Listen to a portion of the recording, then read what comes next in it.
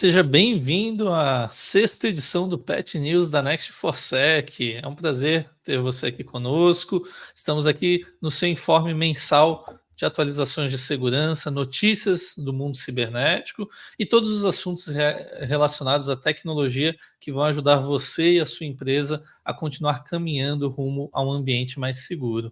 Eu tenho aqui comigo hoje o Luciano Lima, que é nosso Head Trust Advisor. Ele vai nos apoiar hoje com o conteúdo. Nós separamos um conteúdo muito bem preparado, direcionado aí para que tanto os administradores de redes, de infraestrutura, gerentes de TI, pessoas que trabalham na área de segurança da informação, fiquem antenados com as principais notícias, façam atualizações ou mudanças em seu ambiente para manter os nossos ambientes seguros. Tá? Eu convido você a nos seguir no YouTube, no Instagram, em todas as redes sociais, também seguir nosso perfil no LinkedIn, acompanhar todas as notícias no nosso blog e ficar antenado com todo o conteúdo que a Next4Sec prepara para vocês, tá bom?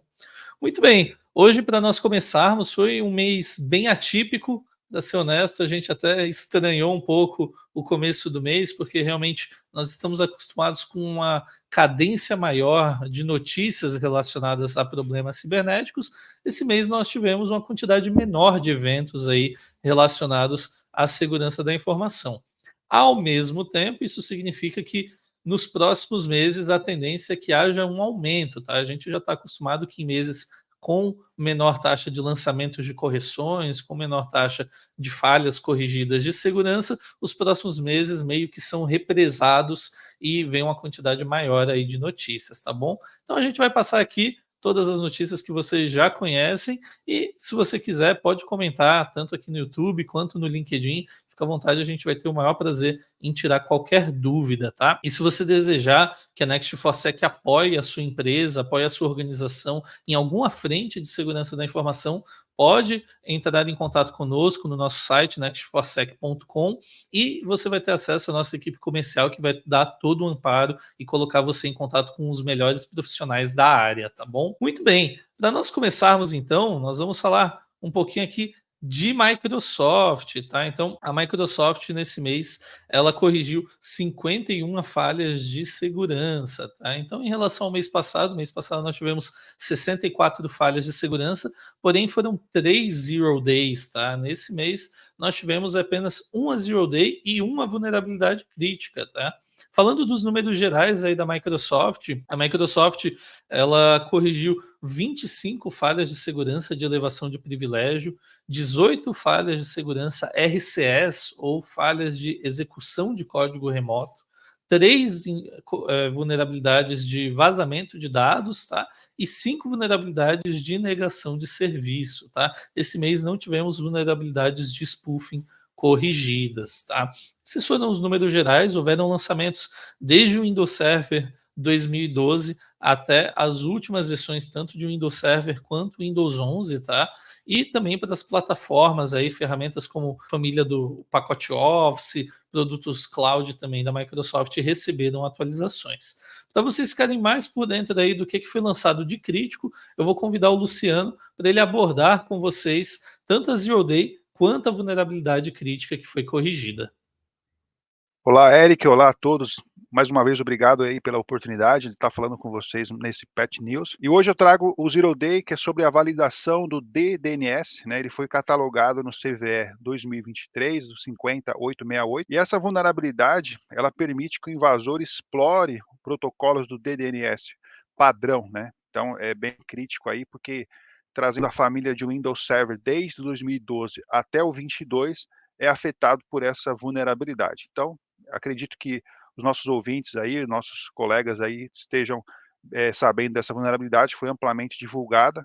É importante, né, que seja corrigida o mais rápido possível, porque ela permite aí a exploração dessa falha de segurança, né. Então esse é o primeiro Zero Day que a gente traz aqui, na verdade é o único do mês, né, até é estranho aí falar, porque nos outros meses tivemos mais, isso quer dizer que as coisas estão melhorando aí no aspecto de cibersegurança aí como um todo. Uma outra vulnerabilidade é uma crítica. Essa vulnerabilidade ela permite a execução de código remoto, ela afeta o Microsoft Message Queue. Essa vulnerabilidade aí ela afeta uma família um pouco maior de Windows Server, trazendo desde o Windows Server 2008 R2, lá para trás, bem antigo mesmo, até agora o mais recente, que é o 2022.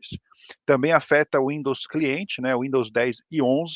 Então essa vulnerabilidade, ela não está sendo explorada, não tem um exploit disponível, mas ela permite a execução de código remoto. Isso quer dizer que o atacante, fazendo aí a engenharia social, né, com o usuário para executar algum arquivo malicioso, ele permite a execução de código remoto na máquina afetada. Então a Microsoft também já disponibilizou a correção para essa vulnerabilidade, e é importante que ela seja priorizada entre as demais aí, porque ela é uma vulnerabilidade crítica. Então, para esse mês, as duas mais importantes, né, que nós destacamos aqui, é o Zero Day de DNS e esse crítico relacionado ao Microsoft Message Kill. Aí eu devolvo a palavra aí para o Eric. Muito obrigado, Luciano. Então, fiquem atentos aí, todos os administradores, apesar de termos uma quantidade menor de vulnerabilidades, nós sempre recomendamos ter uma janela, um cronograma a ser seguido todos os meses relacionado à implantação de correções de falhas de segurança, tá? Nós mesmos da equipe da Next4Sec hoje, nós fazemos a atualização em algumas fases, então temos o período de homologação, onde as versões de todos os sistemas são homologados por equipes especializadas.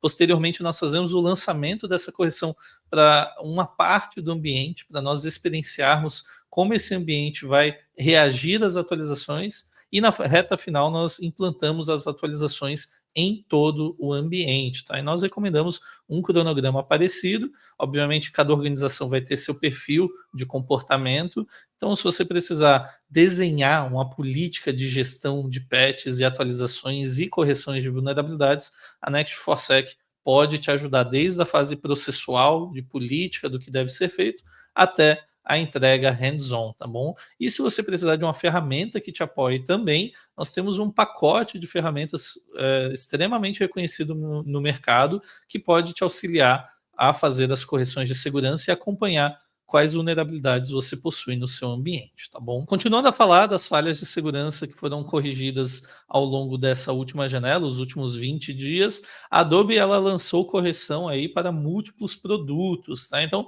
não foi exatamente o pacote Creative Cloud todo que foi corrigido, também nós não tivemos lançamento para as ferramentas de trabalho, né, como Adobe Acrobat, o Adobe Reader, mas houveram algumas ferramentas assim que receberam patches de segurança, tá? Listando aqui para vocês o Adobe Photoshop, o Adobe Experience Manager, o Adobe Audition, Adobe Media Encoder, Adobe FrameMaker Publishing Server, Adobe Commerce, Adobe Code Fusion, Substance 3D Stager, Creative Cloud Desktop e o Acrobat para Android, tá? Dessas correções, podemos falar que a maioria delas foi com prioridade 3, tá? Isso significa que existe um ranking, na verdade, na Adobe, a gente sempre comenta sobre esse ranking da Adobe, tá?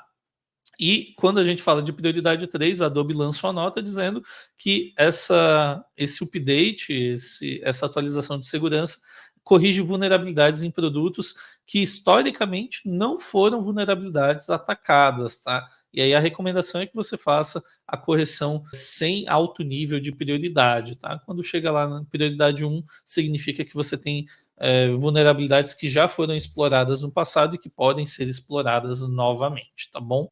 Uma outra ferramenta que recebeu correções foi o MySQL, tá? Então, o MySQL recebeu um pacote aí de correções de segurança relacionadas à proteção dos dados aí que estão no MySQL, tá? E ele foi atualizado para a versão 8.0.37 para Ubuntu 20.04, 22.04, 23.10 e 24.04, tá bom? E aí quem quiser receber um detalhamento do que foi corrigido, na página da Oracle tem todo um relatório abordando quais foram as correções lançadas, tá bom? Bom, de maneira geral, esses são os principais temas, tá? A Cisco, ela também lançou uma série de correções para múltiplos produtos e algumas notas, né? Então a Cisco historicamente lança notas para produtos que não recebem mais patches, mas que foram descobertas novas vulnerabilidades, tá? Isso para deixar os administradores atualizados, tá? E nesse sentido nós sempre recomendamos que os seus dispositivos de rede, sejam da Cisco, sejam Juniper, sejam Dell, sejam HP, eles estejam sempre em ciclo de vida de atualizações, tá? Porque posterior a isso, você não vai receber mais patches de segurança para esses produtos, tá?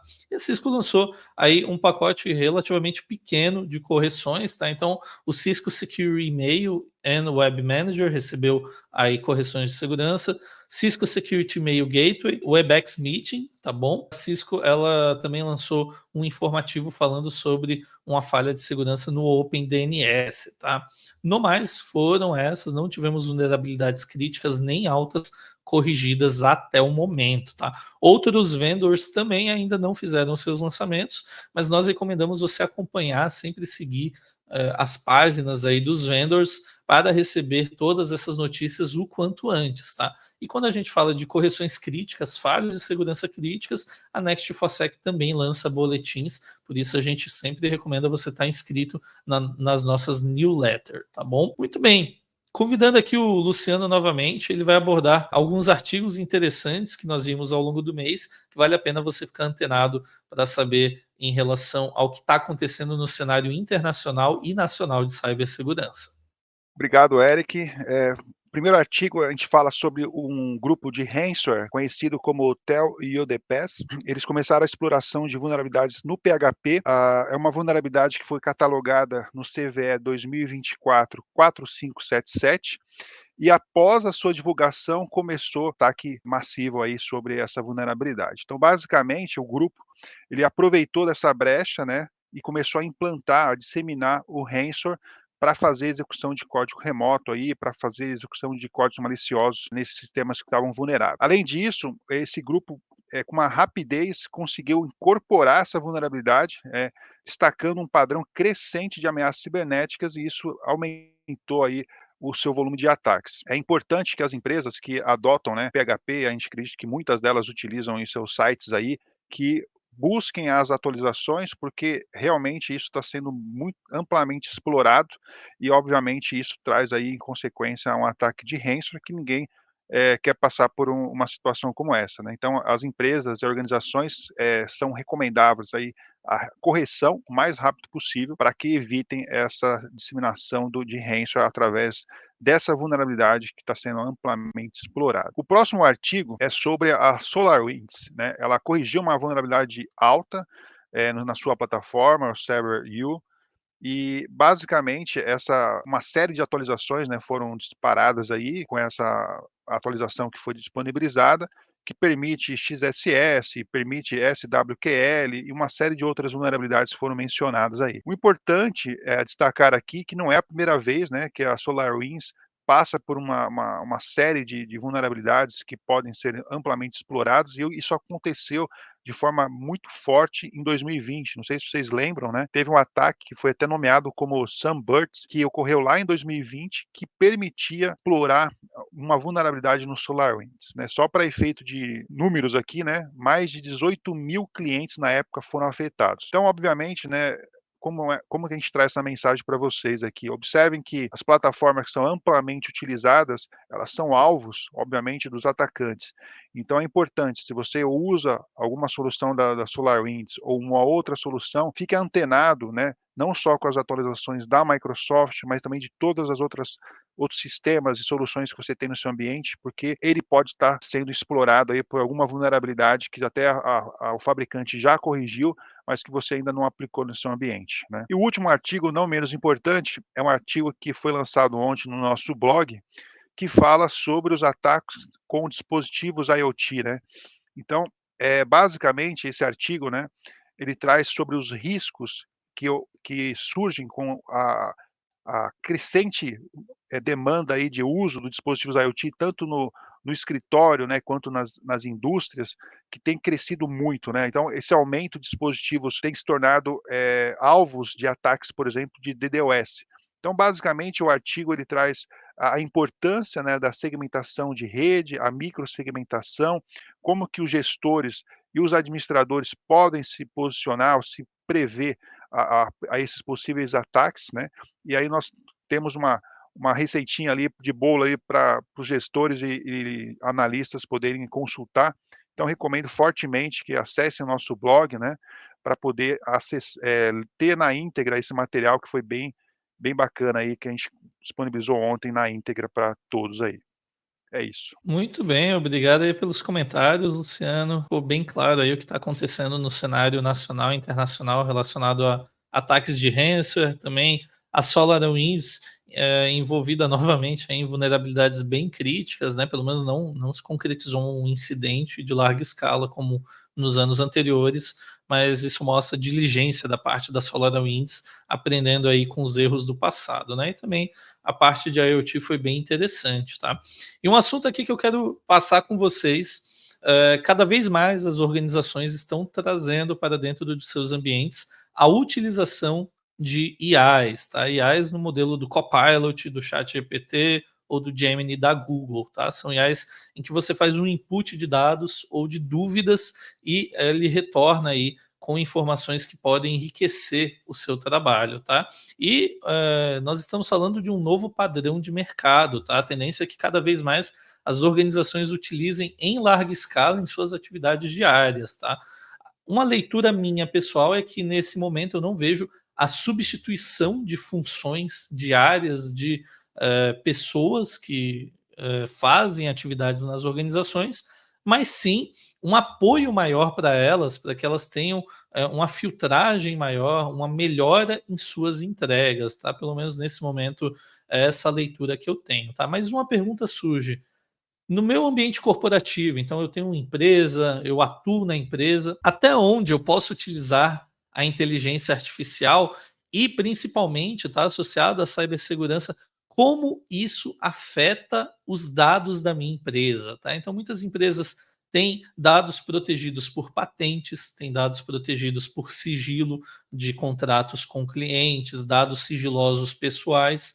E a pergunta que surge é: como as IAs elas tratam esses dados, tá? E a gente vai abordar um pouquinho esse tema aqui de maneira rápida para vocês terem alguns insights, mas também dar um norte para vocês conduzirem suas pesquisas de implementação ou não para as suas organizações em relação ao uso de IAs, tá bom? Então, falando um pouquinho de maneira bem simples, tá? Mas quando a gente fala dos licenciamentos gratuitos, tá? Do Copilot, do ChatGPT, do Gemini da Google, nós estamos trabalhando para que essas plataformas elas enriqueçam suas redes neurais, tá? Então, as licenças gratuitas, todos os dados que nós imputamos nessas versões das inteligências artificiais são utilizados para enriquecer, aumentar a base de dados de informações e treinar as IAs, tá? Treinar as redes neurais, tá? Então, esse é um ponto muito importante, tá? Por quê? Porque nas versões gratuitas, as IAs, como o ChatGPT, Copilot e Gemini, eles não garantem que a informação que você imputou ela seja sigilosa, tá? Ou seja, pode ser que uma informação que você imputou se torne a origem ou a resposta para um outro usuário que não seja da sua organização e a informação que você colocou ali ela se espalhe, tá? Então é muito importante sempre que você for utilizar IAs estar ciente da política de privacidade para evitar o vazamento de dados, evitar que aquele dado ele seja exposto, tá? Principalmente nessas licenças, tá? Mas quando a gente fala de utilizar IAs no ambiente corporativo, também existem o licenciamento enterprise ou business das inteligências artificiais, tá? E esse licenciamento, e aí pegando o chat GPT de exemplo, tá? Ele garante que os dados da sua organização não serão usados para treinar as inteligências artificiais e não serão compartilhados amplamente, tá? Então, os dados que você imputar ou as respostas que você receber ficam apenas dentro da sua organização, tá? Também, no caso do chat GPT, você tem a página, o portal de segurança da OpenAI, e lá você consta todas as certificações de compliance que a licença corporativa, a licença enterprise cobre para você ter a proteção dos seus dados e também todas as formas de proteção que existem, tá? Então lá cita que você pode exportar relatórios, que existem backup de dados, que os dados são criptografados fim a fim, falando que existe toda uma parte de auditoria, tá? Então todas essas informações são colocadas no portal de segurança da OpenAI, tá?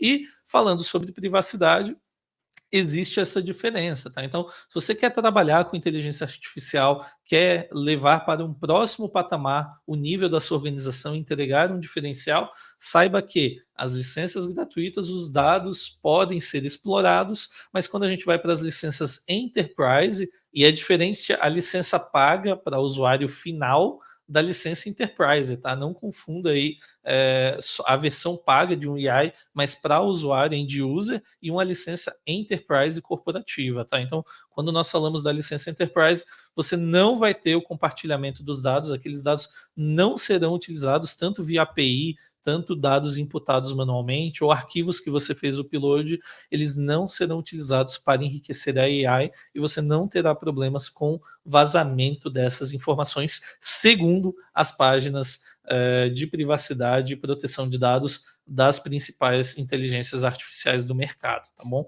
Então são algumas dicas que nós estamos dando, estamos percebendo um movimento de muitas empresas para a utilização de inteligências artificiais e nós achamos relevante deixar essas recomendações aqui para vocês, tá bom? Bom, queria agradecer aqui o Luciano Lima, que esteve conosco em mais uma edição do Pet News, agradecer a presença de todos vocês. Se você estiver nos ouvindo no Spotify, se você estiver no YouTube, no LinkedIn, muito obrigado por ficar até agora aqui conosco. E eu gostaria de apresentar aqui, nessa reta final do nosso programa, os nossos patrocinadores, tá? Então, nós temos 2 patrocinadores que estão nos apoiando ao longo de todo o ano de 2024 aí, relacionado à proteção de dados, e eu convido vocês a acessar o site dos nossos patrocinadores, ver o conteúdo que eles têm disponível. A gente já comentou deles em outras edições e eles com certeza podem somar muito às suas organizações, tá? A gente está falando da Cato Networks, uma empresa que está inovando em proteção de redes, em Zero Trust, em ferramentas para a próxima geração aí da comunicação entre as organizações, e a Society, tá? A Society aí que tem um arcabouço, uma série de soluções de segurança da informação para proteger a sua organização, tá bom? Sou Eric Ferreira, muito obrigado por estar conosco nessa edição do Pet News e salve no seu calendário, né? Nos vemos agora no mês de julho, no dia 11, tá? Então, dia 11 de julho, a gente se vê na próxima edição do Pet News. Muito obrigado.